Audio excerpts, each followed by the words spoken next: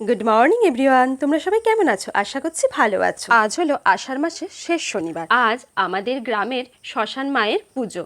কদিন ধরে কিন্তু এক টানা বৃষ্টি হয়ে যাচ্ছে। ইভেন কাল সারা দিন রাতও বৃষ্টি হয়েছে। আমি তো কাল থেকে মাকে ডাকছিলাম যেন আজকের দিনটা না বৃষ্টি হয়। সকালবেলা উঠে দেখলাম আকাশ পুরো পরিষ্কার, বৃষ্টি কিন্তু হয়নি এখনো পর্যন্ত। একটু বেলার দিক করে বাজনা বাজিয়ে গ্রামেরই মা শেতলার কাছে পুজো দিতে যাওয়া হচ্ছিল। এরপর সারা দিনটা নানা কাজেতে আর এই বিচ্ছুটার পিছনেই দিনটা শেষ হয়ে গেল। সন্ধেবেলা খুব তাড়াতাড়ি করে ডিনারটা রেডি করে নিয়েছিলাম, তার কারণ আমরা একবারে ডিনার সেরে একটু রাত করেই মায়ের কাছে পুজো দিতে যাব। প্রতি বছর সাধারণত তাই করি, তার কারণ পুজো সন্ধেবেলা দিতে গেলে খুব তাড়াতাড়ি চলে আসতে একদমই ভালো লাগে না। মায়ের কাছে যাব, মায়ের পুজোতে যাব, যখন পুজোর দিন আর শুরু হয় একটু পুজো যদি না দেখি তাহলে কি চলে আসতে ভালো লাগে? তোমরাই বলো। আমরা সপরিবারে বেরিয়ে পড়েছিলাম, মা, বাপি, কাকা, কাকিমা, পিসা, বোন, সুদীপ, আমার ছেলে, সবাই মিলে একসঙ্গে মায়ের কাছে পুজো দিতে গেলাম।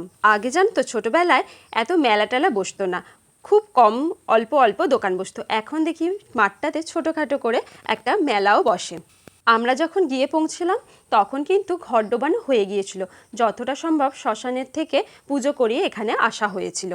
এরপর মাকে আমরা দর্শন করে মায়ের কাছে ধূপবাতি জ্বালিয়ে সোজা চলে গিয়েছিলাম বেলতলায়। বেলতলায় সেখানে ধূপবাতি দিয়ে তারপরে শিব মন্দিরে, এছাড়াও আরও দেবদেবীর কাছে গিয়ে ধূপবাতি জ্বালিয়ে এলাম। জানো তো, আমাদের এইখানটা শ্মশান বলে কিন্তু একদমই মনে হয় না। এত মন্দির রয়েছে আর এর পাশ দিয়ে যেতেও আমরা একটুখানিও ভয় পাই না। এখানে এত মন্দির রয়েছে, এত সুন্দরভাবে এই জায়গাটাকে সাজানো রয়েছে, একদমই আমাদের কিন্তু এইটাকে শ্মশান বলে কিন্তু মনেই হয় না। একদিকে তো মায়ের আরতি শুরু হয়ে গেছে, এখন মোটামুটি রাত অনেকটাই হয়ে গেছে, আর এইদিকে সকলে মিলে নাচতে শুরু করেছে আনন্দেতে।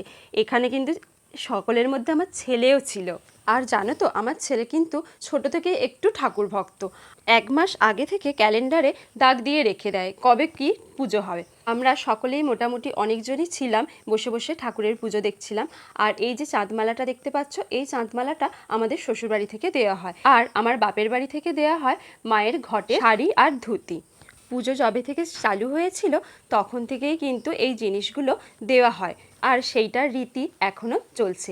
এছাড়াও অনেকেই এখন অনেক কিছু দেয় মায়ের কাছে, সেইটা আস্তে আস্তে মাকে পরানো হলো। মাকে কি সুন্দর দেখতে লাগছে, তাই না?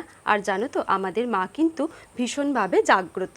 পুজো দেখতে দেখতে অনেক রাত হয়ে গিয়েছিল, আসতে যদিও ইচ্ছা করছিল না, কিন্তু কি আর করা যাবে বল। রাত্রি 2:45 বাজে এখন। আস্তে আস্তে আমরা বাড়ির দিকে রওনা দিই। দেখা হচ্ছে আরও একটি নতুন ভিডিওতে। আজকের মতো টাটা।